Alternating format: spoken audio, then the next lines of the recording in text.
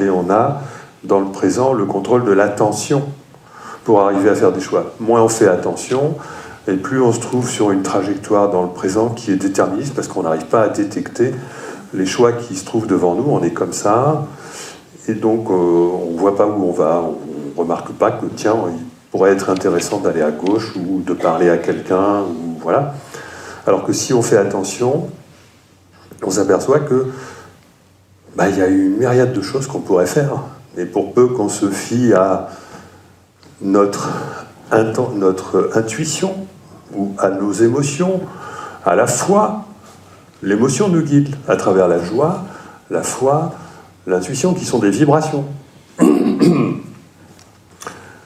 Notre cerveau ne peut pas intervenir dans cette affaire-là. La vibration, c'est pas quelque chose qui est créé par le cerveau. La vibration, elle est de l'ordre de la conscience elle-même.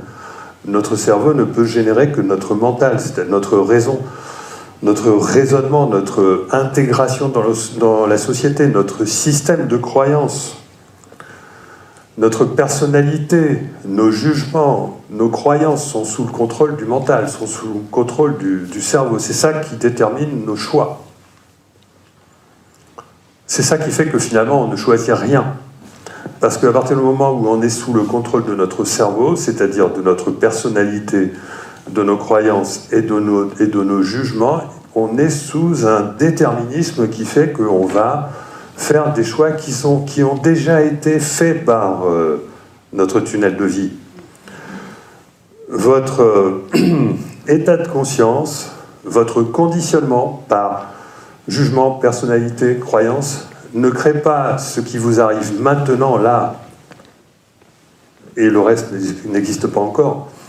Votre personnalité, vos croyances et vos jugements créent tout votre tunnel de vie, détermine absolument tout ce qui va vous arriver dans le futur, simultanément, en même temps. D'accord ? C'est pas... Donc, si vous voulez changer quelque chose dans cette affaire, vous ne pouvez rien changer si vous ne supprimez pas tout ce qui vient du cerveau, c'est-à-dire les jugements, la personnalité et les croyances. On est dans une dynamique de l'espace-temps qui fonctionne hors du temps. D'accord ? Si vous voulez changer votre futur, vous ne pouvez pas le changer dans la mesure où il est déjà là, vous ne pouvez pas le changer avec votre cerveau, parce que votre cerveau, voilà, je vous le redis, c'est vos croyances, votre personnalité, vos jugements. Vous ne pouvez le changer que si vous supprimez tout ça. Et puis vous mettez sous le contrôle de l'entité qui, elle, gouverne votre futur. Et donc, cette entité-là, elle voit que vous avez un meilleur futur. Elle voit que vous avez un meilleur futur que celui vers lequel vous allez. Elle aimerait bien, comme tu disais, ce serait sa délivrance. Ce serait sa délivrance que vous arriviez à vous connecter à ce meilleur futur.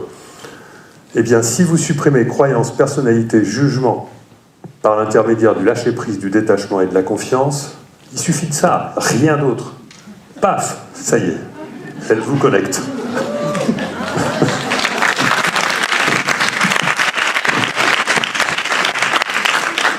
Vous devenez immédiatement connecté parce que ce n'est même pas vous qui le voulez, c'est votre soi, d'accord, qui ne demande que ça. Et à ce moment-là, vous entrez dans la joie, vous entrez dans la foi, vous entrez dans l'intuition, et l'information rentre dans votre cerveau, et comme elle est rentrée dans votre cerveau, ça y est, paf, ça fait basculer votre tunnel de vie. Ça vous rend réceptif à tout ce qui va vous arriver, et qui va vous aider à aller dans cette nouvelle direction.